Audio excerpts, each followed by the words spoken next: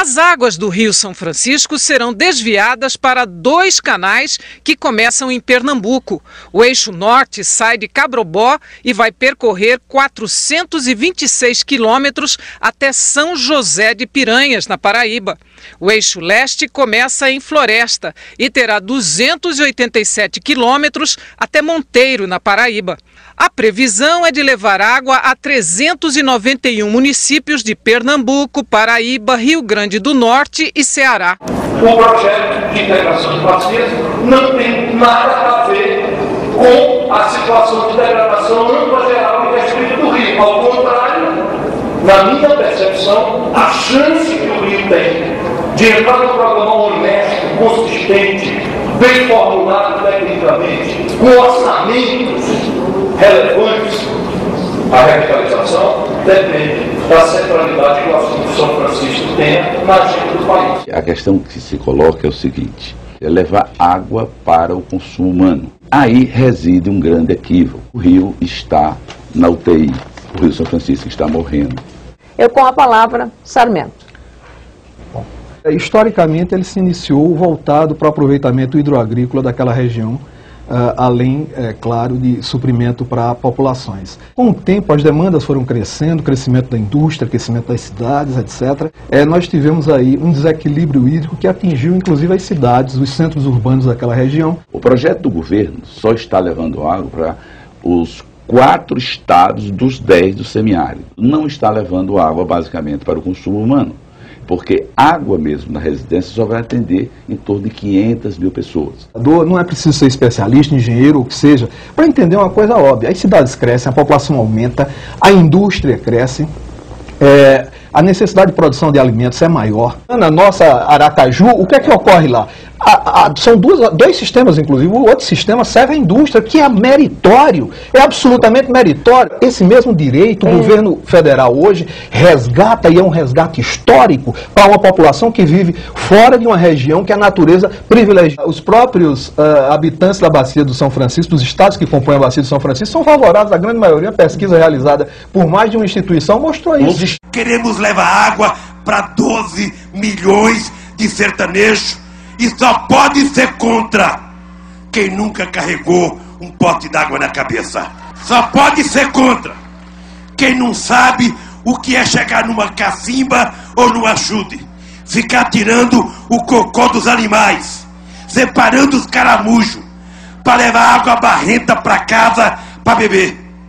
Esses que não conhecem isso são contra.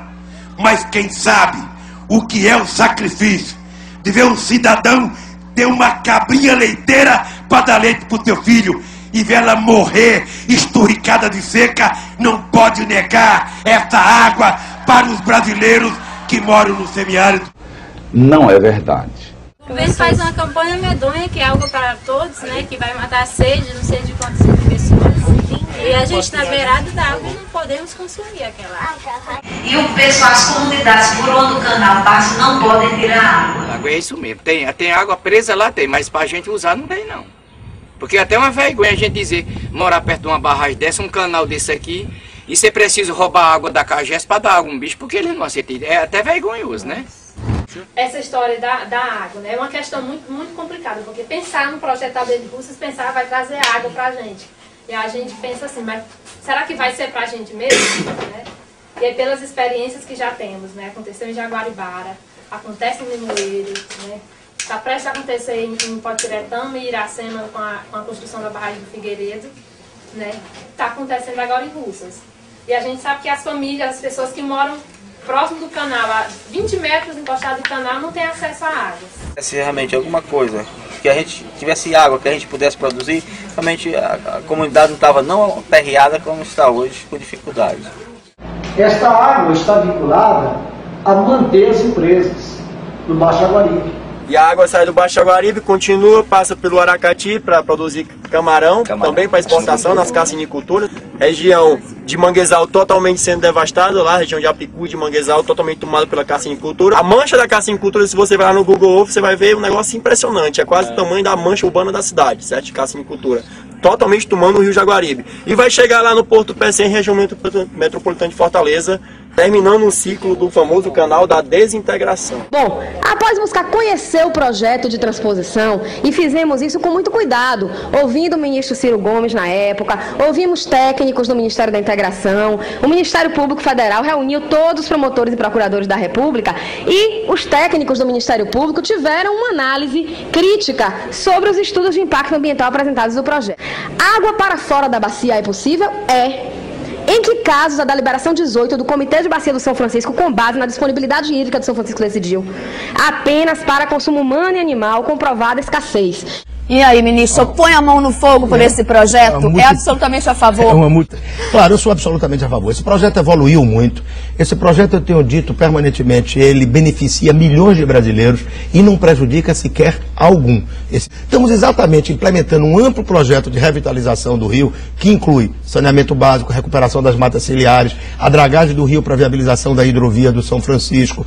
Identificamos 19 pontos críticos ao longo do rio São Francisco para com modernas técnicas de biotecnologias testadas em outros países do mundo e outras circunstâncias como tal. Recuperar as margens do rio. É um amplo projeto de recuperação do rio São Francisco. Esse projeto foi extremamente estudado. E a reforma agrária que ele perguntou? A questão da reforma agrária, ela entra por outro viés. Nós estamos, por enquanto, naquela área de domínio, tirando as pessoas dali, montando agrovilas e não entra nessa questão o impedimento da reforma agrária com desapropriação para instalação daqueles chamados, vamos dizer, sem terra nessas áreas. Não é essa a ideia que está colocada. Por isso, eu queria, Gedel, agradecer o ritmo das obras. Dizer aos companheiros prefeitos que, se tiverem projetos para apresentar, apresentem. Porque durante muitos séculos, esta região foi totalmente esquecida. Esta região foi totalmente esquecida. O problema que assola essa realidade, ele não é de natureza nem ambiental e nem da população que aí vive. Ele é, sobretudo, de natureza política. Ele é a expressão do atual e do histórico modelo de desenvolvimento que foi implementado em toda a região semiárida, que gerou, e todos vocês sabem, uma concentração brutal do acesso à terra e, associado a ela, uma concentração brutal do acesso à água. Eu estou percebendo que a obra vai ser inaugurada definitivamente em 2012, a não ser que aconteça um dilúvio, qualquer coisa. Mas está previsto a gente inaugurar definitivamente a obra até 2012, o que será a redenção da região mais sofrida do Nordeste brasileiro, e o povo do Nordeste vai poder decidir a utilização dessa água. A participação popular foi furtada, porque, na verdade, a audiência pública convocada foi toda para as capitais, e não para o povo da bacia, onde era o povo que realmente teria influência direta do projeto. Por isso que o povo se rebelou na audiência pública das capitais. Eu estou percebendo que a obra vai ser inaugurada definitivamente em 2012, a não ser que aconteça um dilúvio, qualquer coisa. Não é verdade. Você sabe por que a transposição foi um vexame, está sendo um vexame? Por falta de projeto, por falta de planificação. O ministro reconstruiu todas as condições para a obra poder deslanchar sem problema. Qual era o maior problema? É justamente a falta de projetos executivos. E como é que está o andamento desta obra? Está encerrado? E agora nós temos uma clara perspectiva de fazer com que essa obra entre em regime de cruzeiro. Mas o que eu quero é que ela seja feita, e feita com dinheiro público bem gasto. Uma obra que em 2007 tinha o seu orçamento em 4,5 bilhões de reais, foi realinhada recentemente para 8,2 bilhões de reais. Basicamente, o que eu estou fazendo aqui é o seguinte: essa é uma obra prioritária para o governo, prioritária para o Brasil. A obra foi feita para ganhar eleição, para potencializar votos na região Nordeste. Se eu pudesse apresentar o cartão de visita do governo do PT, com todo respeito ao governo, está aqui o cartão de visita.